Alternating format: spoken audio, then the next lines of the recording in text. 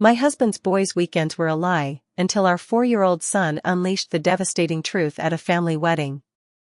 My 24-hour shifts as an emergency room physician were draining the absolute life out of me, leaving me perpetually exhausted, but I consoled myself with the belief that my grueling schedule was building a better future for our family. Every Saturday morning, I would stumble through our front door, smelling of hospital sanitizer and stale coffee, barely able to keep my eyes open. For months, my husband, Benedict, would be waiting in the kitchen, already packed and holding our 4-year-old son, Mark, by the hand. Benedict would smile warmly, kiss my forehead, and tell me how much he loved me, insisting that he was taking Mark out for their weekly boys' weekend so that I could get the uninterrupted, deep sleep I desperately needed. I felt an overwhelming wave of gratitude every single time, thinking I had married the most supportive, understanding man alive, a father who was eager to bond with his son while shielding his exhausted wife from the chaos of a toddler. Mark always seemed excited, clutching his little backpack, ready for their adventures at local parks, indoor playgrounds, and museums. I would crawl into our bed, completely oblivious to the fact that the moment I closed my eyes, the sanctuary of our home was being desecrated. The illusion shattered into a million jagged pieces on a bright, beautiful Saturday in June during Benedict's brother's wedding. The reception was grand, filled with laughter, clinking glasses, and the joyful chatter of extended family. I was finally off duty, dressed up, and holding Benedict's hand, feeling a rare moment of pure relaxation. Mark was running around the edge of the dance floor, high on wedding cake and excitement. Suddenly, he stopped dead in his tracks, staring intently at a woman standing near the bar. She was wearing a sophisticated pastel dress, laughing with a group of mutual acquaintance. Mark tugged hard on my dress, his little face lighting up with genuine excitement as he pointed a sticky finger right at her. Mark looked up at me and said, "Mom, look, it's Rachel." I blinked, confused, looking from my son to the unfamiliar woman. I didn't recognize her at all, and given how tight-knit Benedict's family was, it was strange for a stranger to evoke such an enthusiastic reaction from my normally shy toddler. I kneeled down to his level and asked him, "Who is Rachel, sweetie? Is she a friend from preschool?" Mark shook his head vigorously, his innocent eyes wide. Mark replied, "No, Mommy. That's Rachel, the auntie who sleeps with Daddy in your bed when you're not home. She bought me lots of candy." The air was instantly sucked out of my lungs.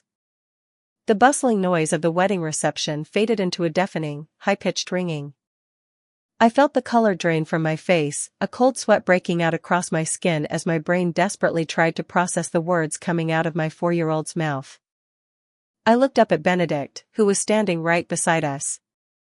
The transition on his face was terrifying. His confident, relaxed smile froze, turning into a mask of pure, unadulterated panic.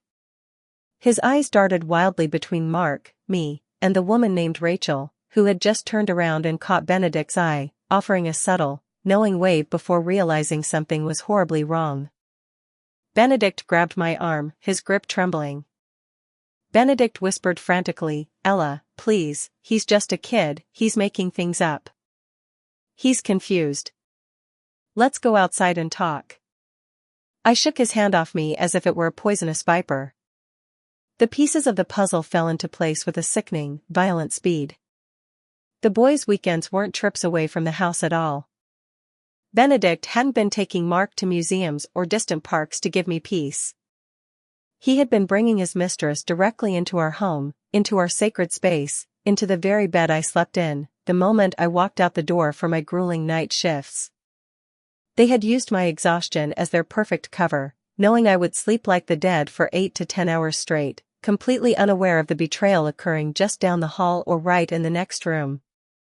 They had bribed my innocent, sweet baby boy with mountains of candy to keep him entertained and quiet, turning my own son into an unwitting accomplice to his father's repulsive deception. I didn't make a scene at the wedding. The cold, clinical detachment I practiced every day in the emergency room took over, numbing the explosive rage building in my chest. I calmly picked Mark up, walked out of the venue, and drove straight to my parents' house, ignoring the dozens of frantic texts and calls lighting up my dashboard from Benedict. Once Mark was safely asleep in my childhood bedroom, the dam broke, and I wept until my chest ached, feeling a level of disgust and betrayal I didn't know a human being could survive. The confrontation happened the following morning at our house. Benedict was waiting on the porch, looking completely disheveled and pathetic. He immediately fell to his knees, begging for forgiveness, crying tears that disgusted me. He confessed everything. Rachel was a woman he had met at a local gym a year ago. The affair had been going on for 8 months. He admitted that when I left for my night shifts, Rachel would come over. They would order food, watch movies, and yes, she would play with Mark and give him sweets to keep him happy while they spent the night together in my bed, scrambling to clean up and get her out of the house just an hour before my shift ended. I looked at him, feeling absolutely nothing but profound contempt. I said to him, "You didn't just betray me, Benedict. You violated our home, and you used our innocent son to cover your tracks. We are completely through." The divorce was an absolute battleground, but my clinical notes, the timeline of my hospital shifts, and the undeniable truth of what he had done built an airtight case. When Benedict tried to fight for joint custody, claiming he was a dedicated father, my lawyer utilized the timeline of the affair, demonstrating that he had consistently put our son in a compromised, psychologically confusing situation just to facilitate his infidelity. The judge was appalled. I was awarded the house, full physical custody, and Benedict was relegated to strictly supervised visitation. Rachel vanished from his life the moment the legal heat turned up, proving that their sordid little romance couldn't withstand the harsh light of reality.